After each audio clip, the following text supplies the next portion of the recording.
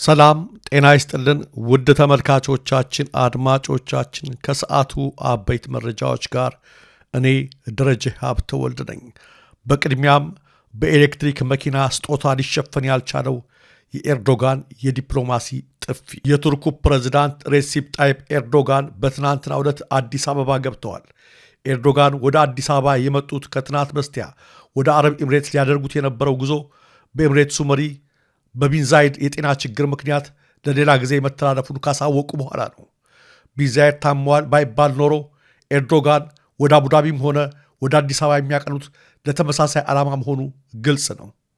ቱርክ በተለይ በሱዳንና በሶማሊያ ውስጥ ከፍተኛ መዋዕለ ንዋይ እያፈሰሰች ያለች ሀገር ከመሆኑ አንጻር በሁለቱ ሀገራት ላይ የሚፈጠር ችግር በተዘዋዋሪ ብቻ ሳይሆን በቀጥታም እያሳስባታል።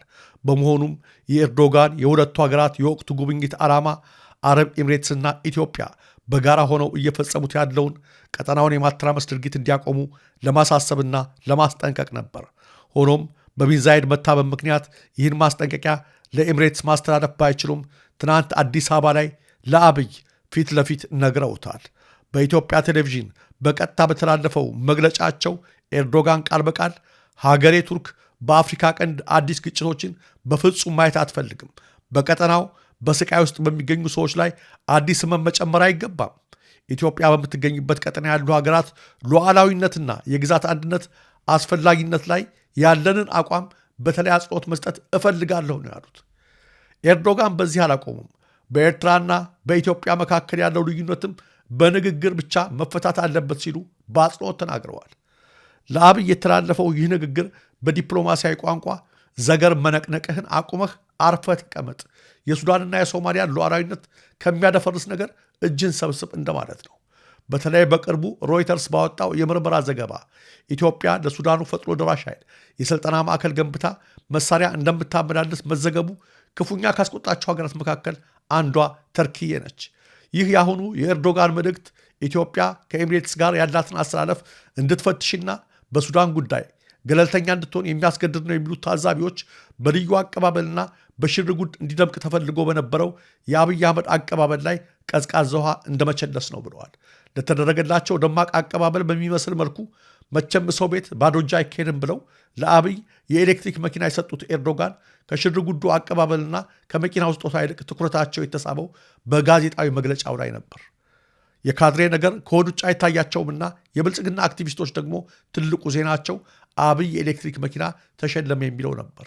መኪና ይህን ያህል የሚያስደስታቸው ከሆነ አዶናይ በቲክቶክ ድጋፍ አሰባስቦ ሁለተኛ መኪና እንዲያበረክትላቸው በዚህ አጋጣሚ ጥሪ እናቀርባለን። ትናንት በኤርዶጋን ጉብኝት እጅግ ጮሆና ጎልቶ የተሰማው ድምፅ ግን የመኪና ስጦታና የሽርጉድ አቀባበል ያልሸፈነው የዲፕሎማሲ ጥፊ ነው። አዎ ኤርዶጋን በኢትዮጵያ ያደረጉት ይህ ድንገተኛ የሚመስል ጉብኝት በአፍሪካ ቀንድ ላይ አዲስ የዲፕሎማሲ ትኩሳትን ቀስቅሰዋል። ጉብኝቱ በይፋዊ መግለጫዎች የሁለትዮሽ ትብብር ቢባልም ከጀርባው ግን በተለይ በሱዳን የእርስ በርስ ጦርነት ዙሪያ የሀያላን ሀገራት ፍላጎት ፍልሚያ መኖሩን በግልጽ አመላካች ሆነዋል። ባለፈው ሳምንት የሳዑዲ አረቢያ ከፍተኛ ባለሥልጣናት አዲስ አበባ ላይ ያደረጉት ተመሳሳይ ጉብኝትና የኤርዶጋን መምጣት ከዚሁ ጋር የተያዘ መሆኑን ተንታኞች ይናገራሉ። ሳዑዲና ቱርክ በሱዳን ጉዳይ ላይ ያላቸው አቋም ከተባበሩት አረብ ኤምሬትስ ጋር የሚጋጭ መሆኑ የጉዳዩን አሳሳቢነት ይጨምረዋል። ይህን ተከትሎ ኢትዮጵያ ከኤምሬትስ ጋር ያላት ጥብቅ ወታደራዊና ኢኮኖሚያዊ ትብብር በሱዳን ጦርነት ላይ የተዘዋዋሪ ሚና ስላለው በሳዑዲና በቱርክ ዘንድ ስጋትን ፈጥረዋል። የሳዑዲ ስጋት ሱዳን ውስጥ የሚፈጠር አለመረጋጋት በቀይ ባህር ደህንነት ላይ አደጋ ስለሚጋረጥ ሲሆን የቱርክ ስጋት ደግሞ በሱዳን ያላትን ታሪካዊና ኢኮኖሚያዊ ጥቅም ለማስጠበቅ የምታደርገው ጥረት እንዳይደናቀፍ ነው። መልሱ ባይታወቅም አሁን ላይ ለአብይ አጣብቂኝ ውስጥ የሚከት የመጨረሻ ጥያቄ የቀረበለት ይመስላል።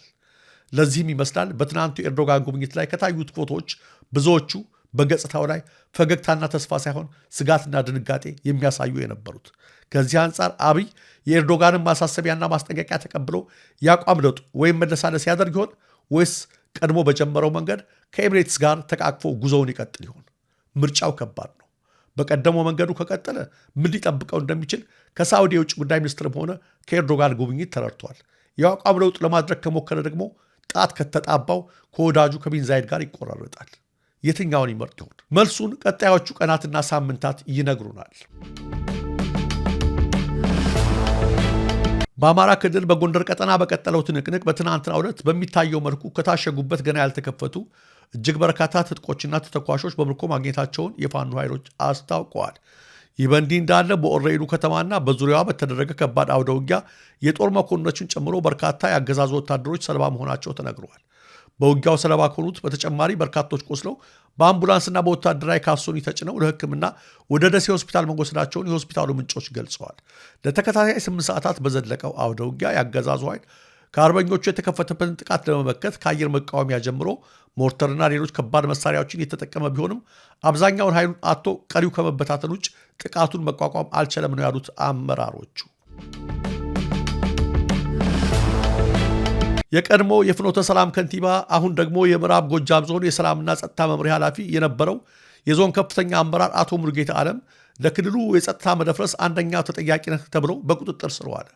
አቶ ሙሉጌታ የብልጽግና አመራር ቢሆንም በጫካ ለሚንቀሳቀሰው ቡድን የውስጥ አርበኛ ነው በሚል ጥርጣሬ ለእስር መዳረጉ ታውቋል። አቶ ሙሉጌታ ዓለም ከቀረቡበት ክሶች መካከል ለታጣቂ ቡድኑ መረጃ ሲያቀብልና የሎጂስቲክና የሞራል ድጋፍ ሲያደርፍ ቆይቷል። የሰላም ጥሪውን ተቀብለው ከሚመጡ የፋኖ ኃይሎች መሳሪያቸውን ከተቀበለ በኋላ ተገቢውን እንክብካቤ ማድረጉን ትቶ እንዲማረሩ፣ እንዲታሰሩና ሌሎች እንዳይመጡ ያደርጋል የሚሉት ይገኙበታል። ከዚህም በተጨማሪ በምዕራብ ጎጃም በቂ የሚሊሻና ሰላም አስከባሪ ኃይል አለን፣ ዞኑን በራሳችን ኃይል እንጠብቃለን በማለት የውሸት ሪፖርት በማቅረብ ዞኑን አስጠቅቷል የሚል ክስም ቀርቦበታል።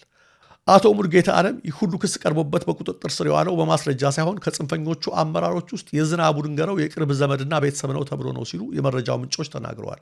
በመሆኑም እስከዛሬ ድረስ ስርዓቱን ሲያገለግል የቆየው አቶ ሙሉጌታ ዓለም በስተመጨረሻ ሽንፈት ሲመጣ ለእስር ተዳርጓል ሲል ምንጩ አክለዋል። ስመጥሩ የቀድሞው የኢትዮጵያ አየር ኃይል ባልደረባ ሌተናል ኮሎኔል ጌታቸው አፈሩ በርሄ አረፉ።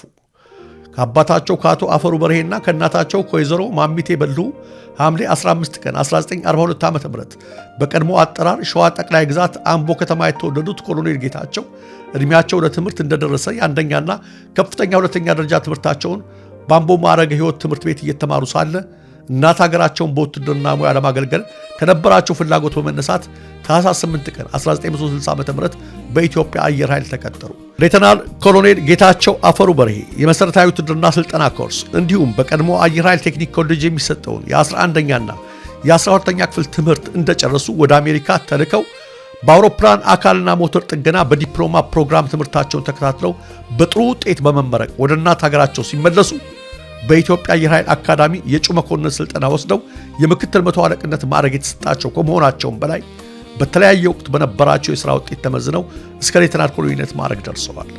ሌተናል ኮሎኔል ጌታቸው በአየር ኃይል በተለያዩ የሥራ ክፍሎችና ኃላፊነቶች ላይ ተመደበውም አገልግለዋል።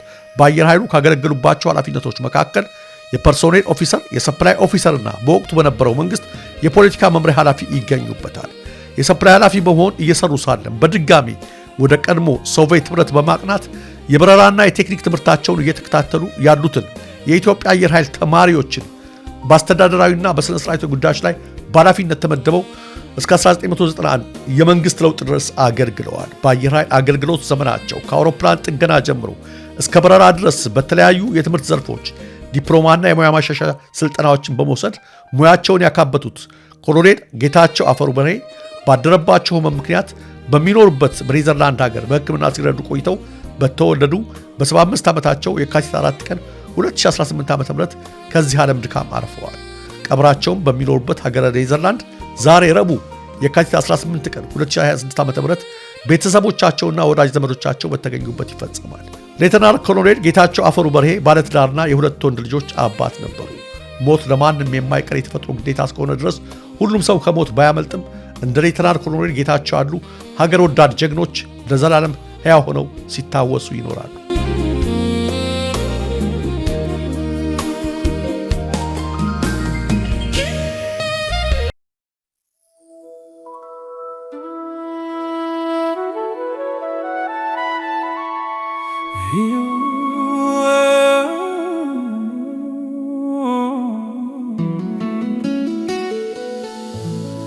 የአዳም የልጅ ልጆች ምድር ላይ ሲኖሩ የሕይወት ሩጫው የት ላይ ነው ድንበሩ? በዚህች አጭር ዘመን በዚህች ድንኳን ዓለም መኖር እንድትችል እስከ ለዘላለም ለትውልድ ለሀገር ደምቆ የሚያበራ እዚህ ነበርክ የሚል አስቀምጣሻ ዓላማ ቢስ ሕይወት ከህልም የተፋታች የማትበር ወፍ ናት ክንፏን የተመታች ካርጋህ እንደወጣ ምሽት ሲያስለመልም ወደ አምዱ ገብተህ ብርሃንህን አልም ዓለሙ ሲቆምር እጣውን ሲታጣል አንተ ስለ ነገ መሰረትህን ጣል። በዚህች አጭር ዘመን በዚህች ድንኳን ዓለም መኖር እንድትችል እስከ ለዘላለም ለትውልድ ለሀገር ደምቆ የሚያበራ እዚህ ነበርክ የሚል አስቀምጥ አሻራ። ልብ በል ወዳጄ እንዳይረታህ ሳቷ አረንጓዴ ነበር የተፈጥሮ ወርኳ የአበባዋ ፍካት የማይኖረው አቻ ነገር ግን ቆይታው አንድ ሰዓት ብቻ።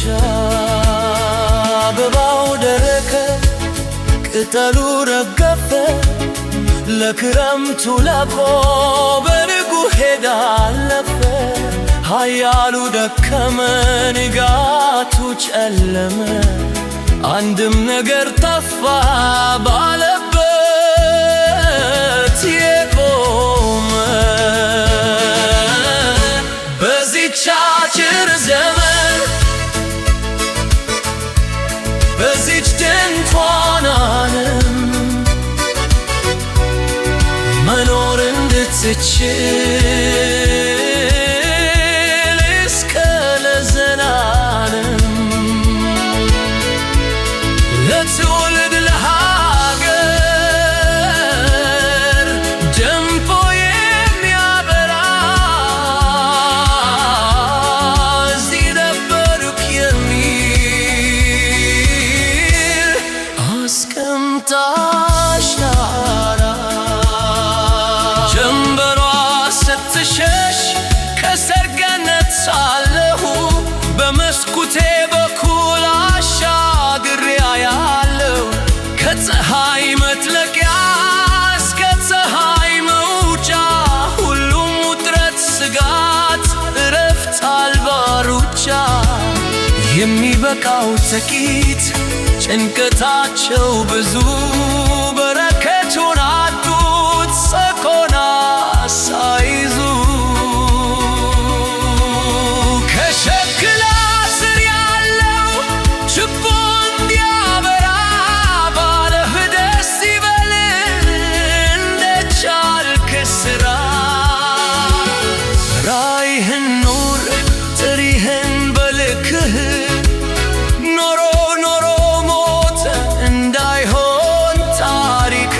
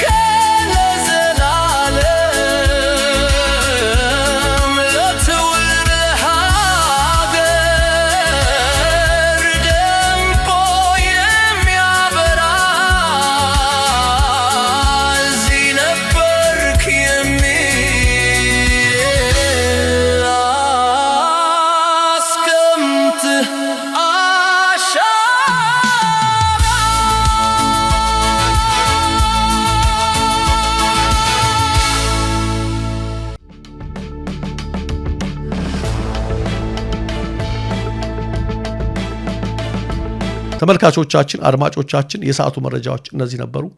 ጤና ይስጥልን።